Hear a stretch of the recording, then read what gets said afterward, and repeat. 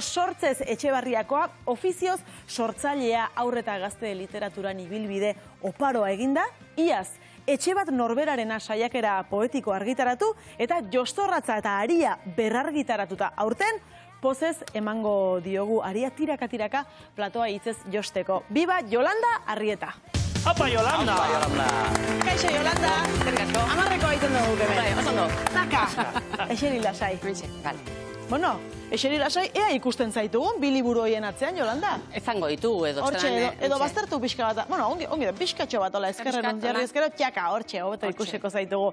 Bai, oixe, Yolanda? Oso ondo. Arratsaldeon zer moduz? Arratsaldeon, oso ondo. Lehenengo aldia duzu gurean, bai. Hala ere, jostorratza eta aria, horri ikusten dugun liburu gorrixka horrek, ezta, esango genuke, ez du lehen da biziko aldia. Ia, 30 urte igaro eta gero, liburua berrargitaratzeko eskatu dizu, edo proposamena egin dizu, Pamielak. Nola jaso zenuen proposamena? Pamielak ez. Pamielak ez? Alberdaniak. Alberdaniak. Bueno, hori ere, jarri egingo du. Bueno, duela 30 urte ideatu eta idatzi egin nuen. Gero, irunsaria jaso zuen da, sasoi hartan, ateratzen zen liburua, baina zabalkunde eskaxa zeukan, etzalako argitaletxerik azpian, atzean.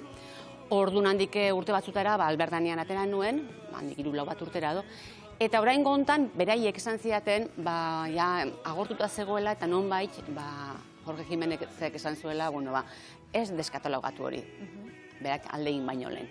Hil baino lehen. Eta, gazte literaturan zegoen eta helduen literaturan edo jartzeko asmoa edo zeukaten, da hola etorri zitzaidan proposamena, neguan edo, eta, halako baten atera dugu. Gustora hartuko zenuen, ez da? Bai, bitxia egin zitzaidan, esan nuen, berrargitalpenak eta holako gauzakin konturatzen naiz, urteak aurrera dugaz.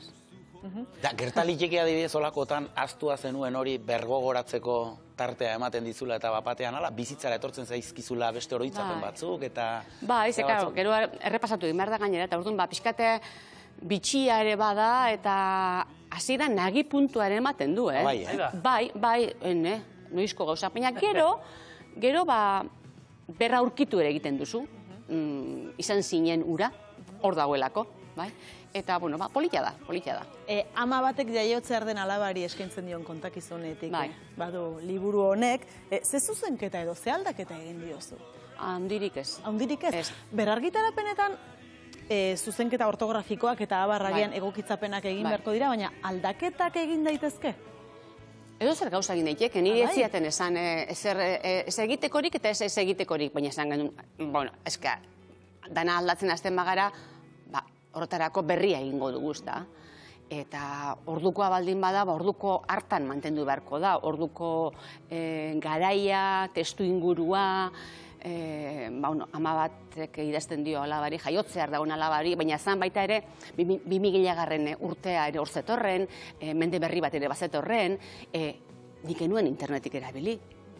Gauza asko, eta nik uste dut gauza horiek ere, testu inguruak irakurtzea eta idaztea da, eina handi batean literatura. Eta iruditzen zait, mantendu inbertzala testu ingurua, da gero egin duguna da pixkat, egokitu ortografia zerbait aldaketaren bat edo, baina, ni beti bidatzen dio zerbaiti, eta beti ikusten da zerbait. Baina, ez, alegin gara egituran eskurik ez sartzen. Bere horretan... Zuk segura eskero beste modu batera idatziko zenuke. Niko gauza berria. Bai. Hori eginda dago. Beste zerbait, ez da? Bai. Asko aldatu ze orduan, 30 urte hauetan? Aldatu, derrigor aldatu behar zara biziri bat zaude. Ezke, muina hor dago. Naizen seirua irakurtzen duenak esango du, hemen dago gaurko Yolanda ere hor dago, ez da, egongo da. Baina beste gauza asko aldatu egin dira, baina hori da bizitzaren seilua, ez da, gauza askotan mantentzen gara, beste gauza askotan aldatu egiten gara.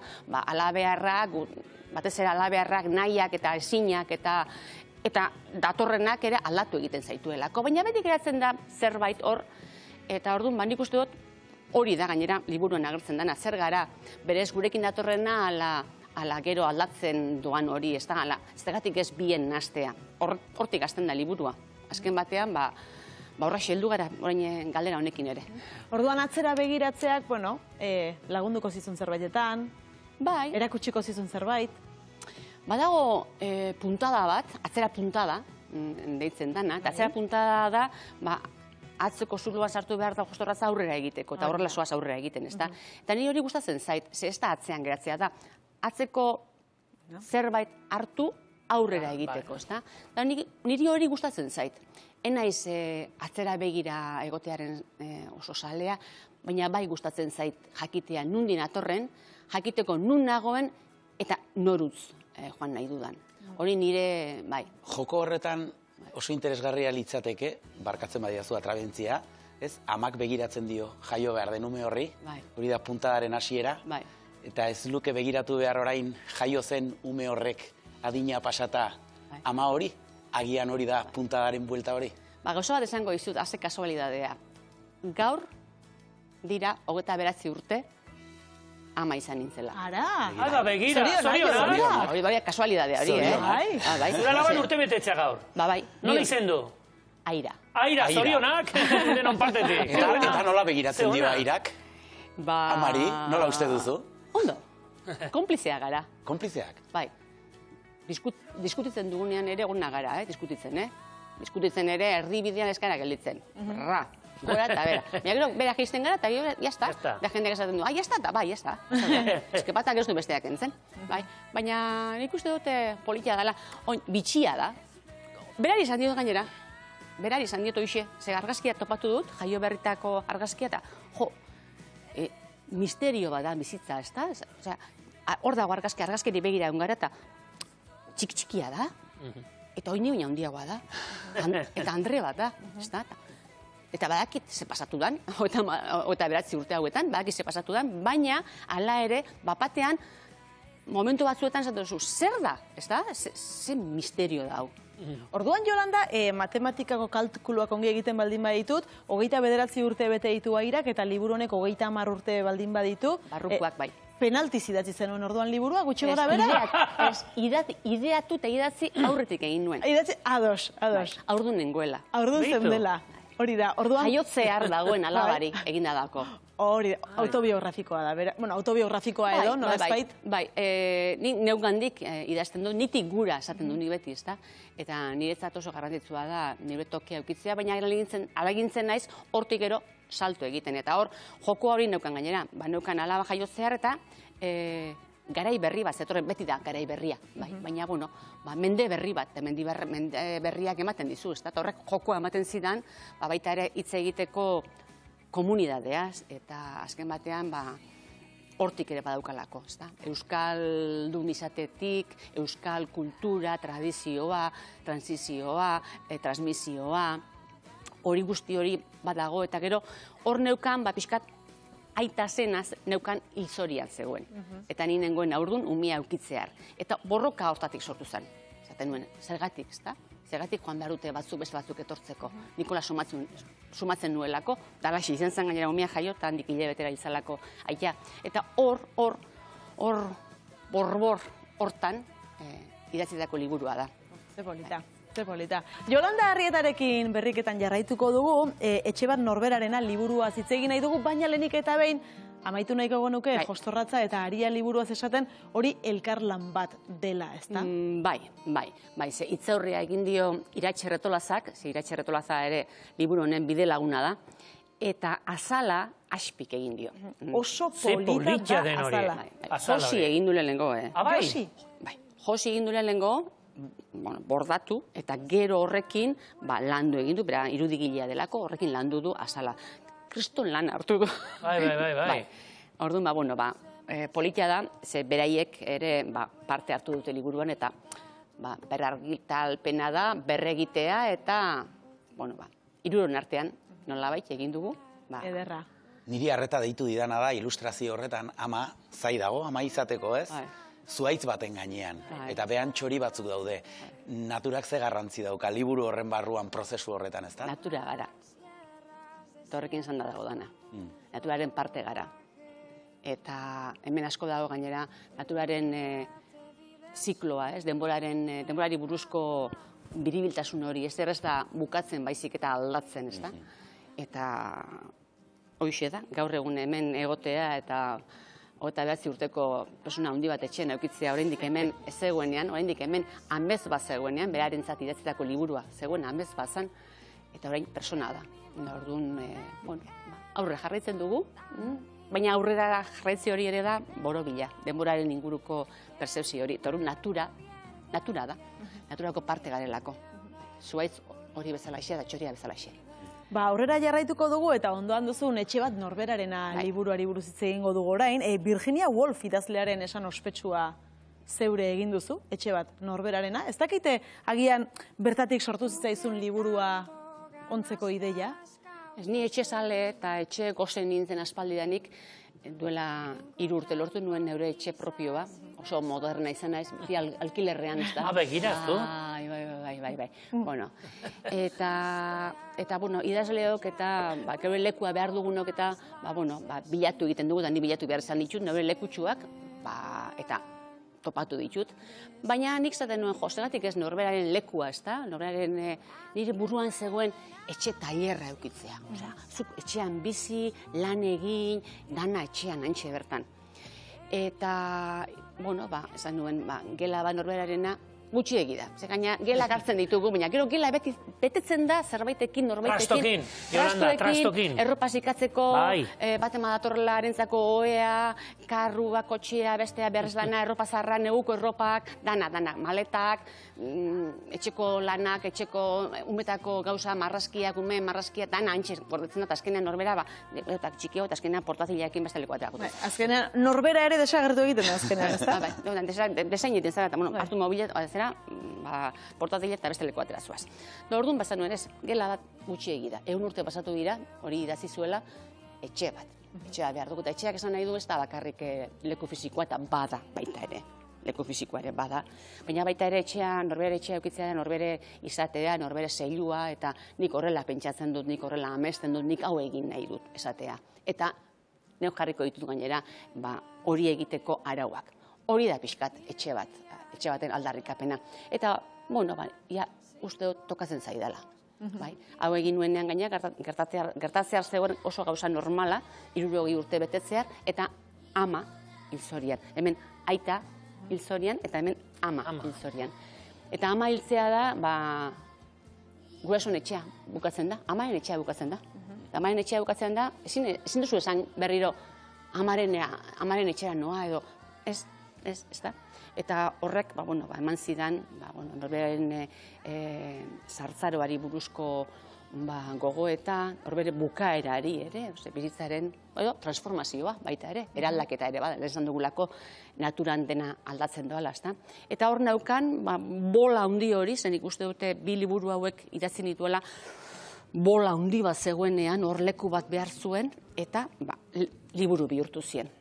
Orduan, gela bat gutxiegi da. Gutxiegi da. Esan duzu zure zahartzaroari buruzko hausnarketak ere sortu dizkizula. Emakume gisa, sortzaile gisa, ze zalantza sortzen dizkizu etapa horrek? Gero eta hobeto noago. Begira. Bai, liburua egin dudanetik. Liburua egiteko nengoenean, edo egitear nengoenean, eta hori da nire neukan bueltaka nengoen. Zahartzaroaren umezaroan nengoela esaten nuen, ez da? Eta zenbat gauza pasatu diren, da zenbat gauza bizitzan ditudan, eta bizitzeko dauzkadanak oraindik, ez da? Baina hain azkardoa dena, eta nire nuen nolabait, bai hau egin nuenean da bai hau egin nuenean, denbora harrapatu, ez da? Eta sortzeak ematen digu neurri batean hori. Denbora harrapatuko dut, eta nik nahi dudan moduan kontatuko ditut gauzak, asmatuko dut hemen artifizio bat, gauza fikzio bat, azkenean fikzioa dira, zen momentuak kontatzen dira bakarrik ez dana. Eta hori egiten dudan bitartean ematen du, nik kontrolatzen duela denboran, ez da, hori gezur bat izan. Eta horren inguruan ibili nintzen hau egiterakoan, eta gogo eta horiek. Denbora guztian dago sentipena, eta gero sentipena gogoeta egiteko alegina. Eta guzti hori entsegu poetiko batean. Nola uztartzen dira poesia eta saiakera, Yolanda? Ez dakit, hori egin da gero, horrekin konturetu naiz. Nik nahi nuen egin motxean jokatu nahi nuen. Motxean jokatu nuen eta traban zegoena kendu egin nahi nuen. Nahi nuen sentipenetik jun eta gogoeta batera heldu. Hori izan ariketa. Eta motxian aritu nintzen, ama zaintzen eta autonomo lanetan. Hori ere astu zaigu. bizitza herri dena mat autonomo izaten, euskaraz lantzen, andrasko izatea, hoiedanak esartzen dira barruan, ezta? Orduan, hor nahi nuenik motxean idatzi eta zerbait sugeritu, ez esan baino gehiago, baina beti bukatu baita ere argitasun puntu batekin. Azten nintzen zirraratik eta bukatu nahi nuen argitasun puntu batekin. Zerbaiterako sentitzen du nik hau, ez da? Eta hoxe egin nuen da, gero, esaten ziaten, da, zer da, entxegua da, zer da, entxegu poetikoa. Eta behin esaten duzula, gero hoxe jartzen dute. Eta kitxo. Eta jazta, holaxe sortzen dira gauzak, etiketa guztia, holaxe sortzen dira. Eta kitxo, zurekin izketan ari garela, konturatzen naiz, ez da, zure kezka pertsonaletatik nolaz baitere eta zure barruko sentimendu horietatik idazten duzula, baina zuk esan duzu beti ere argitasun bat topatu nahian edo gogoeta bat topatu nahian eta ondoren argitaratu egiten duzu. Norentzat idazten duzu? Esan nahi dut, zuretik ateratzen da, baina jendearentzat, kolektiboarentzat idazten duzu? Bueno, pixka bai, norberaren gandik hasten da. Nik esaten dudana da, galdera horri erantzuteko, gutunak idazten ditu dela. Eta orduan, gutuna idazterakoan, konturatzen zara zeu gandik ari zarela norbaiti. Eta batzutan ume txiki bat da, beste batzutan nerabe bat da, beste batzutan heldu bat da, antraskoa, gizonezkoa, denetarik. Eta beste batzutan da, umea, baina handiek ere irakurtzeko moduan, eta nolabaiteko gutunaren ideia hori eukitzen dut buruan, ezta? Baina horretarako lehenengo eta behin norberak jakin behar du zer nahi duen kontatu eta zergatik. Orduan, nik uste dute norbera ezin dela inoiz ere ukatu. Subjektibotasun hori hor dago, eta gaina aldarrikatu egiten dut. Hola delako. Ez dago besterik. Yolanda, hor aditu dugu, ez? Antropologia, hezkuntza, antzerkigintza, hiru horietako Yolandetatik zeintzuk eragin dute lan horretan, denek eragin badute edo zeintzuk behintzat? Antropologia hau idatzi ondoren ikasi duen, baina irakasle batek esan zidan, hemen ikusten zela antropologiaren zantzuak ikusten ziela. Eta antzerkia ere, nik uste dute, jostoratzataria, hain justu ere, zuek egiten dituzu galderak, hau, ala hau. Ni beti nago da, bia dira. Dena pixka bat, hori da. Horregatik egin nuen jostoratzataria. Dana dalako, ni zaila egiten zait, hau, ala hau. Arrantza eta olioa, biak. Biak, ez da? Eta orduan, hirurak agertzen dira hor barruan. Antzerkian lagundu zidan pixkat lotxak entzen, zen lotxatia izan naiz, eta orain ere egoera batzuetan lotxatia naiz, lagundu zidan antzerkiak hortan, eta baita ere nola egiten ziren pertsonaiak, nola eraikitzen ziren, eta gero, testuak ere nola montatzen ziren. Oda, nola egiten zen barruko hori artifizio guzti hori.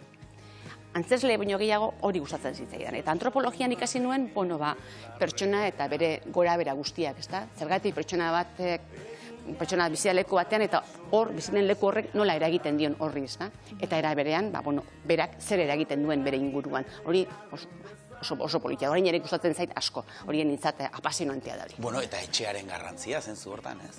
Etxearen ardaukator, Bueltega barruan. Bai, kajakin ibiltzen ginenetik, txikitan kajakin ibiltzen ginen, eta etxeak egiten. Ordurako etxeak egiten ari ginen. Etxea garrantzitsua da. Dena aipatu ditugu antzerkigintza, antropologia, baina nik esango nuke Yolanda Arrieta izena entzun eta jende askori haur eta gazte literatura etortzen zaiela gogora, ezta? Zertan bere izten da haur eta gazte literatura zuretzat helduen literaturatik? Bueno, haur eta gazte literatura egiten dugunean, haiek ere, irakurtzeko moduan egiten saiatzen gara, haiek ere. Baina horrek ez du esan nahi, bakarrik haientzat denik. Bai? Haiek ere, nik ere hori jarrita, jazta. Hor dago diferentzia. Hortxe dago diferentzia, bai. Eta haur literatura helduenaren anai arreba txikia da, edo esfortzu gutxiago eskatzen duena, esan nahi dut, zer erantzun historian zehar hori esan duen jendeari? Ni horrek amorro handia ematen dit, baina ena esartuko. Niri gustatzen zaite aurrentzat egitea, behin eta berriro jaiotzeko aukera daukazulako, ezta? Eta berriro ere beraiekin jartzen zara, eta beste kode bat erabili behar duzu. 3 urteko ume batek ez daki irakurtzen, baina zu arekin ari bazera gauza kontatzen, hitz jokoak erabili behar dituzu, hizkuntzarekin jolastu egin behar duzu, esaldi laburrak egin behar dituzu, errimak, bestea, handikoa, hori asmatu behar duzu. Hori, asmatze hori, ez da egun bat bestera egiten. Hor ere, ari zara lan bat egiten. Eta gero, helduentzako, saiakera bat, novela bat idazten duzunean ere, eratzen ari zara beste erabatera. Baina batak ez du besteak entzen. Gero batzutan azkar ateratzen zaigula umeena laburragoa delako. Baina laburra izateak ere ez du ezer esan nahi. Hori, egin behar du eta gero gainera horrek funtzionatu egin behar du, umearen gana heldu egin behar du. Ongi egin behar da, ez da? Eta ondo. Eta bada modu bat heldua ere umearen tokian jartzeko, ez ahazteko, eta bere buruan sartzeko, ez? Bere kodeetan kokatzeko, askotan helduok ez dugu ariketa hori egiten. Zeure haurtzara orajun beharra daukazu. Eta horrekin konturatu hau ez du ulertuko, hemen esaten ari naiz, igual gehiegi, hemen gehiegi esplikatzen ari naiz, hau ez du harrapatuko, hemen kendu ingo dugu hau, hemen irudiari utziko diogu lekua, ze irudiak ere egoten dira, orduan testu asko kendu egin behar da irudia dagoelako, irudia ere ideatu eta asmatu egin behar duzu, erritmo batean sartu behar da dana, eta erritmo hori ere topatu egin behar da, eta denbora guztian ari zara, esuna txiki batekin, eta orduan, hemen, igual, gehiegi pasatu naiz, zedo zer gauza kontatu daiteke, baina askotan ez duzu gehiegi aurreratu nahi, bere neurrian esan behar dituzu gauzak, eta hori ez dago inun idazita. Hori joan behar duzu ekinez, eta askotan ekinez da, gainera, egin, da, berregin, berreditatu, berregin, berjosi, birjosi, ezabatu, berriro egin, ordoa. Eta ez dauka, aurrentzako eta gazteentzako, gazteen naia beste gauza bada, gazteena zaila da, oso zaila da, gaur egun gazteentzat idaztea. Gazteek ere harrapatzeko moduan idaztea, bat, ez dagoelako hezkuntza literariorik, ez da hori zaintzen, nik ez dinote, eskolarako idatzi behar dugunik, ez dut hori izaten, baina bai hezkuntza literario bat behar dugu apreziatzeko, irakurtzen ikasteko, irakurtzen ere ikasi eta entrenatu egiten da. Gelek egin behar da, pentsatu egin behar da, imaginatu egin behar da, norbere egin behar da hor dagoen informazioa, eta hortarako... Gauza asko hori zara eskatzen nahi, eta hori guzti hori ez da egiten. Esan bai egin gordala, baina hori ez da egiten. Kontrako estimuloak ematen zaizkie? Denbora guztian. Kontrakoak? Kontrakoak. Sare sozialak eta justo kontrakoak dira, ez da? Pentsatu egin behar duzu irakurtzen ari zarenean. Dudik, ez? Eta zaure kabuz pentsatu, gainera. Orduan zaila da, baina, hortan ari gara. Eta hori ez da helduentzako, baina gutxiago, ez. Inolaz ere. Aurrera begira jarriko gara, Yolanda, eta idatzi dituzu liburu asko, Basa Jaun eta Martin, Maialenen usaina, hori da nire gustokoena, Luna Kuna, Ataria, horiek daude zure azken lanen artean, urrengoa zein izango da? Ari zara urrentzat idazten? Momentu honetan? Momentu honetan gazteentzako daukat bat, ointxe azkenengo ikutuak egiten ari gara, Zurtz izena izango du, txikitsuentzat ere beste bat egiten ari gara, Pox, Mox eta Trumoi, eta gero beste liburu bat, Entsegu grafikoa. Entsegu grafikoa? Bai, izena asmatzea... Gustatu egiten zaizu? Hiru egiten ari zara. Hala, venga. Bai, gero itzulpena ere bai, honen itzulpena nien eiz egiten ari, ari da izaskun grazia egiten ari da, eta ni gainetik bideratzen juten naiz, karo, ez erderaz, rarua da, erderaz, hori. Eta beste zerbait ere bada hor bueltaka, baina bai, Entsegu grafikoa bai, memoria berriak, Entsegu grafiko bat, idazketa sortzailearen alde. Wow, bueno. Eta hori izango da, hori oso politia da. Bueno, interesa behintzat piztu duzu, nire partetik bai behintzat. Noizko, Yolanda? Denak udazkenerako. Denak udazkenerako. Ia imprentak ez diren apurtzen. Hori. Eta dena. Eta, hori dira asmoak. Jarraitu beharra dago. Nik jarraitu ingo dut. Mundua ez dakit noran toan, baina nik jarraitu ingo dut. Yolanda, gauza bat egingo dugu gu oraino porretaragoaz, baina irailean agian deituko dizugu agian. Liburu dela ekarriko ditut. Udazken aldera. Eta ekarriko dizu liburu. Oso ondo. Oso ongi.